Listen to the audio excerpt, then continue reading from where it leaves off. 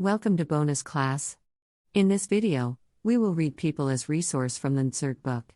We recommend to open your books and listen line by line. Before getting started, please subscribe to our channel because I am also a 17-year-old boy doing all this for you guys. Now let's get started. The chapter People as Resource is an effort to explain population as an asset for the economy rather than a liability. Population becomes human capital when there is investment made in the form of education, training, and medical care. In fact, human capital is the stock of skill and productive knowledge embodied in them. People as resource is a way of referring to a country's working people in terms of their existing productive skills and abilities. Looking at the population from this productive aspect emphasizes its ability to contribute to the creation of the gross national product. Like other resources, population also is a resource, a human resource. This is the positive side of a large population that is often overlooked when we look only at the negative side, considering only the problems of providing the population with food, education, and access to health facilities. When the existing human resource is further developed by becoming more educated and healthy, we call it human capital formation that adds to the productive power of the country, just like physical capital formation. Investment in human capital, through education, training, medical care, yields a return just like investment in physical capital. This can be seen directly in the form of higher incomes earned because of higher productivity of the more educated or the better trained persons, as well as the higher productivity of healthier people. Not only do the more educated and the healthier people gain through higher incomes, society also gains in other indirect ways because the advantages of a more educated or a healthier population spreads to those also who themselves were not directly educated or given health care. In fact, human capital is in one way superior to other resources like land and physical capital. Human resource can make use of land and capital. Land and capital cannot become useful on its own. For many decades in India, a large population has been considered a liability rather than an asset. But a large population need not be a burden for the economy. It can be turned into a productive asset by investment in human capital, for example, by spending resources on education and health for all, training of industrial and agricultural workers in the use of modern technology, useful scientific researches, and so on. The two following cases illustrate how people can try to become a more productive resource. Story of Sakal.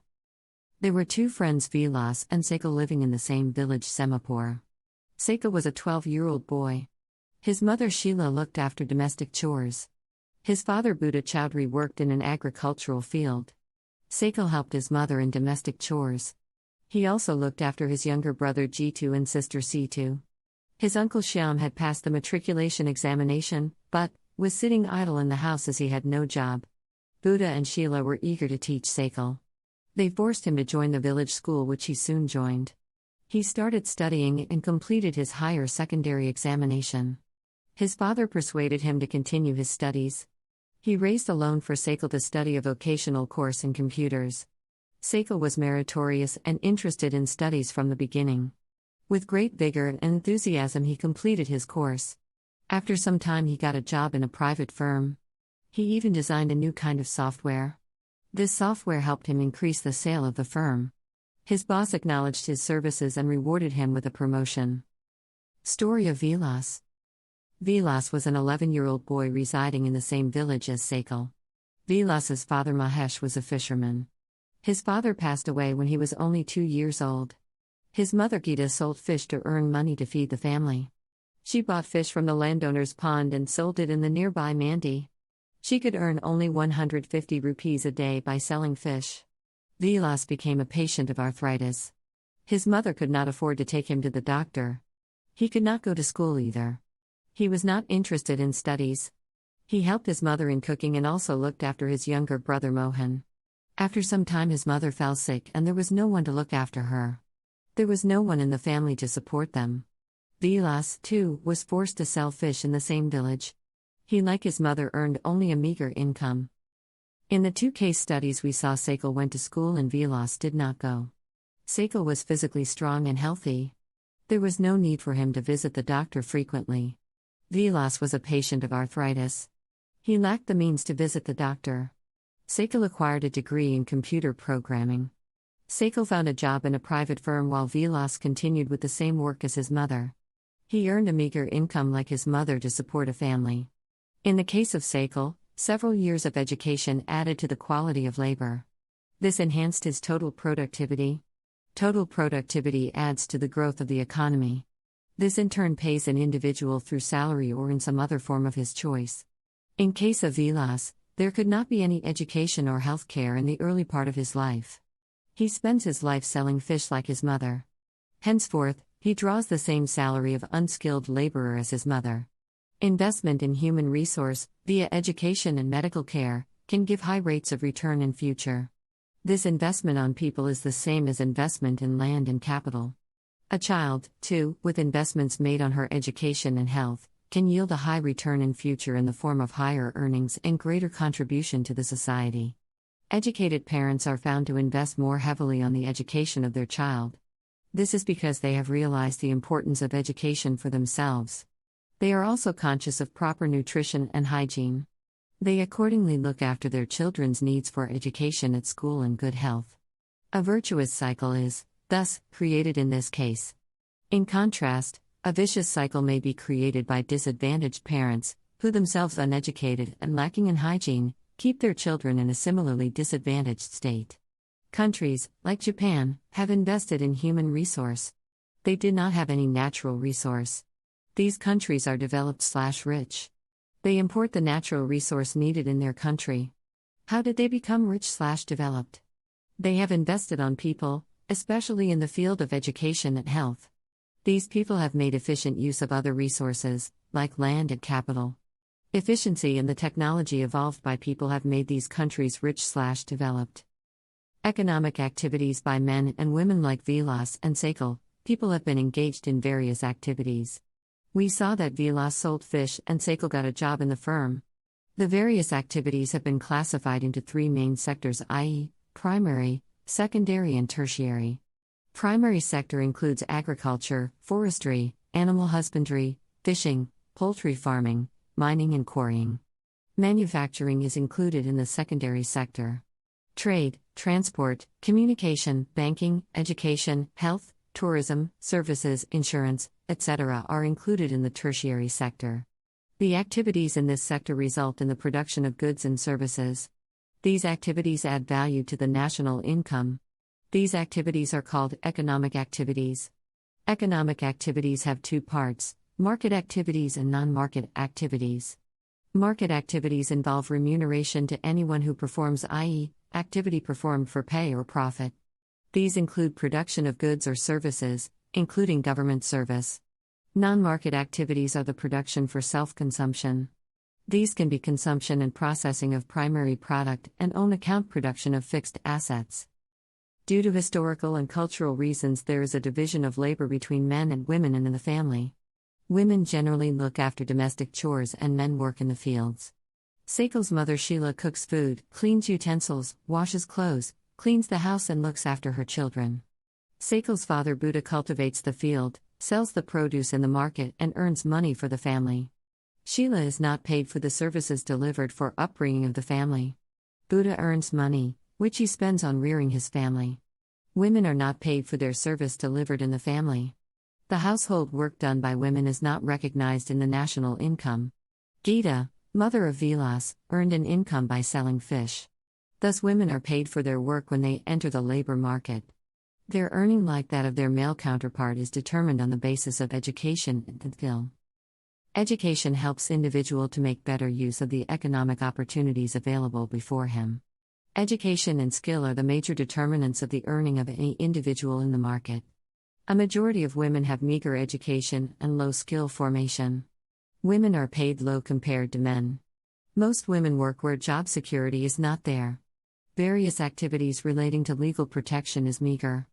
Employment in this sector is characterized by irregular at low income. In this sector there is an absence of basic facilities like maternity leave, childcare and other social security systems. However, women with high education and skill formation are paid at par with the men. Among the organized sector, teaching and medicine attract them the most. Some women have entered administrative and other services including job that need high levels of scientific and technological competence. Ask your sister or your classmate what she would like to take up as a career. Quality of population. The quality of population depends upon the literacy rate, health of a person indicated by life expectancy and skill formation acquired by the people of the country. The quality of the population ultimately decides the growth rate of the country. Literate and healthy population are an asset. Education. Sakal's education in the initial years of his life bore him the fruits in the later years in terms of a good job and salary.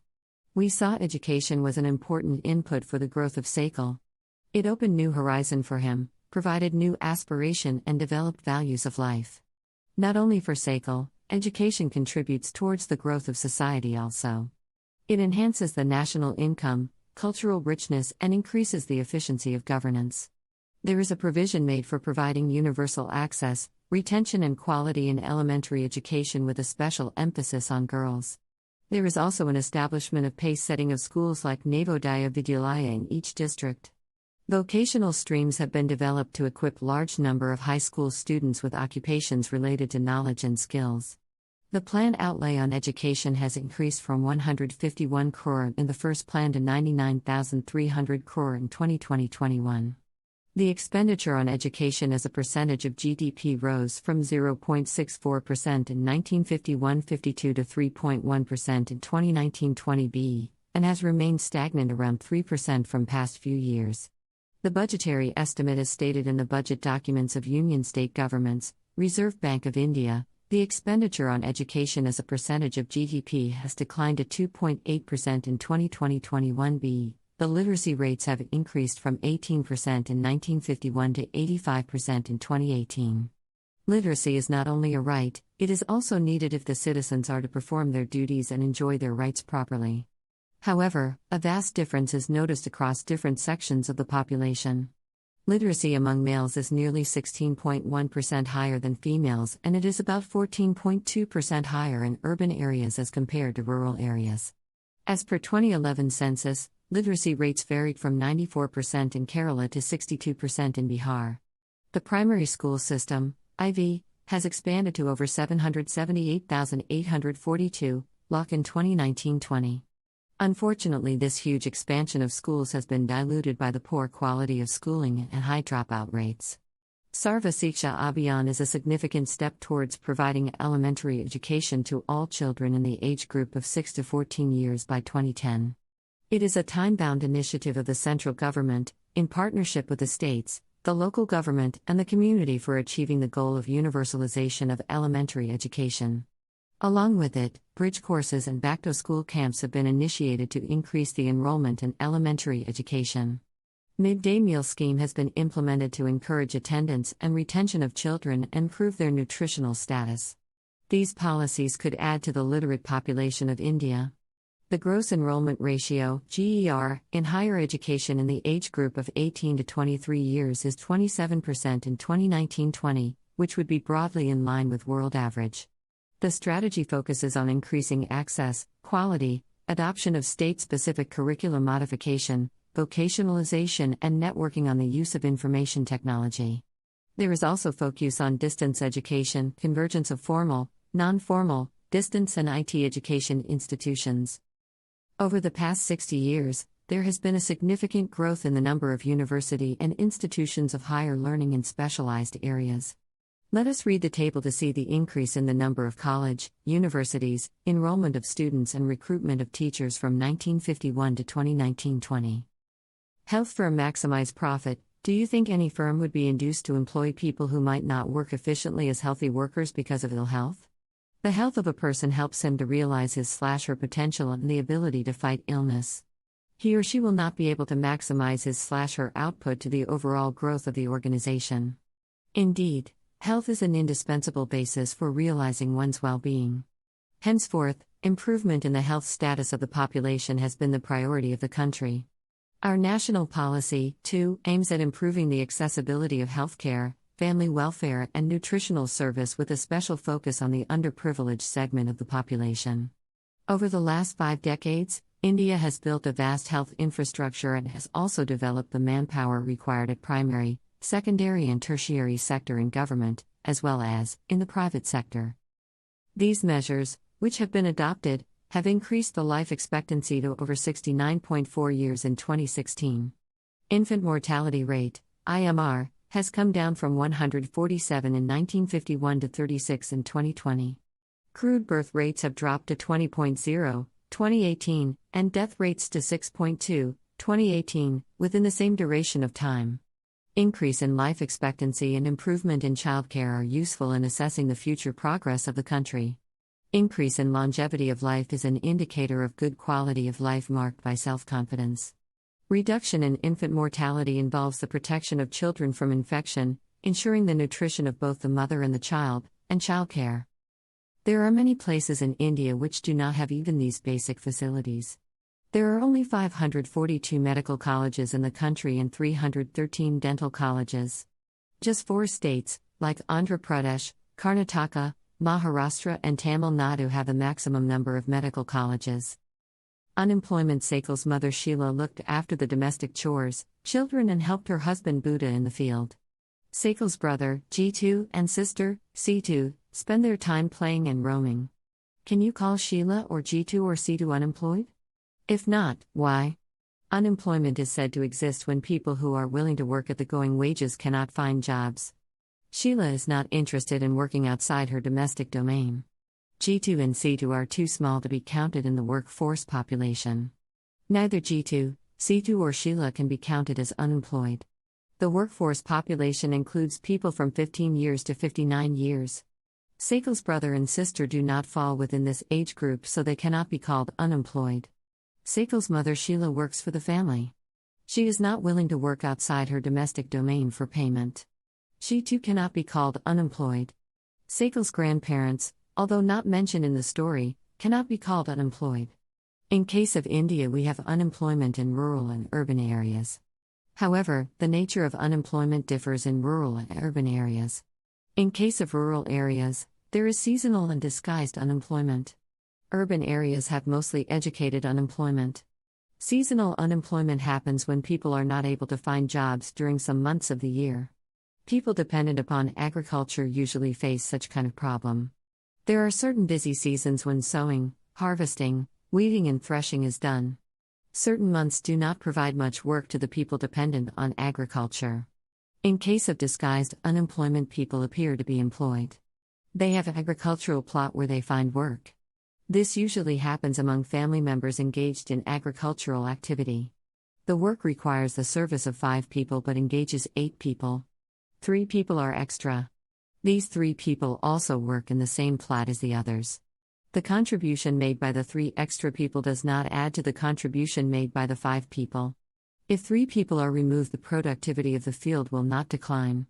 The field requires the service of 5 people and the 3 extra people are disguised unemployed.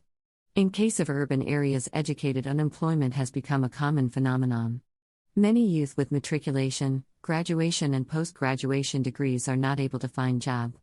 A study showed that unemployment of graduate and postgraduate has increased faster than among matriculates. A paradoxical manpower situation is witnessed as surplus of manpower in certain categories coexist with shortage of manpower in others. There is unemployment among technically qualified person on one hand, while there is a dearth of technical skills required for economic growth. Unemployment leads to wastage of manpower resource. People who are an asset for the economy turn into a liability. There is a feeling of hopelessness and despair among the youth. People do not have enough money to support their family. Inability of educated people who are willing to work to find gainful employment implies a great social waste. Unemployment tends to increase economic overload. The dependence of the unemployed on the working population increases. The quality of life of an individual as well as of society is adversely affected. When a family has to live on a bare subsistence level, there is a general decline in its health status and rising withdrawal from the school system. Hence, unemployment has detrimental impact on the overall growth of an economy. Increase in unemployment is an indicator of a depressed economy. It also wastes the resource, which could have been gainfully employed. If people cannot be used as a resource, they naturally appear as a liability to the economy. In case of India, statistically, the unemployment rate is low. A large number of people represented with low income and productivity are counted as employed. They appear to work throughout the year, but in terms of their potential and income, it is not adequate for them. The work that they are pursuing seems forced upon them. They may therefore want other work of their choice. Poor people cannot afford to sit idle. They tend to engage in any activity irrespective of its earning potential. Their earning keeps them on a bare subsistence level. Moreover, the employment structure is characterized by self-employment in the primary sector. The whole family contributes in the field even though not everybody is really needed. So there is disguised unemployment in the agriculture sector. But the entire family shares what has been produced. This concept of sharing of work in the field and the produce raised reduces the hardship of unemployment in the rural sector. But this does not reduce the poverty of the family. Gradually, surplus labor from every household tends to migrate from the village in search of jobs. Let us discuss about the employment scenario in the three sectors mentioned earlier. Agriculture is the most labor-absorbing sector of the economy. In recent years, there has been a decline in the dependence of population on agriculture, partly because of disguised unemployment discussed earlier. Some of the surplus labor in agriculture has moved to either the secondary or the tertiary sector. In the secondary sector, small-scale manufacturing is the most labor-absorbing. In case of the tertiary sector, various new services are now appearing like biotechnology, information technology, and so on. Let us read a story to know how people could become an asset for the economy of a village. Story of a village. There was a village inhabited by several families. Each family produced enough to feed its members. Each family met its needs by the members making their own clothes and teaching their own children. One of the families decided to send one of its sons to an agriculture college. The boy got his admission in the nearby College of Agriculture. After some time he became qualified in agroengineering and came back to the village. He proved to be so creative that he could design an improved type of plow, which increased the yield of wheat. Thus a new job of agroengineer was created and filled in the village. The family in the village sold the surplus in a nearby neighboring village. They earned good profit, which they shared among themselves. Inspired by this success, all the families after some time held a meeting in the village. They all wanted to have a better future for their children too. They requested the panchayat to open a school in the village. They assured the panchayat that they would all send their children to school. The panchayat, with the help of government, opened a school. A teacher was recruited from a nearby town. All the children of this village started going to school. After some time, one of the families gave training to his daughter in tailoring. She started stitching clothes for all the families of the village, for everyone now wanted to buy and wear well-tailored clothes. Thus another new job, that of a tailor, was created. This had another positive effect. The time of the farmers in going far for buying clothes was saved. As the farmers spent more time in the field, the yield of the farms went up. This was the beginning of prosperity. The farmers had more than what they could consume. Now they could sell what they produced to others who came to their village markets. Over time, this village, which formerly had no job opportunities in the beginning, had many like teacher, tailor, agro-engineer, and many more. This was the story of a simple village where the rising level of human capital enabled it to evolve into a place rich with complex and modern economic activities.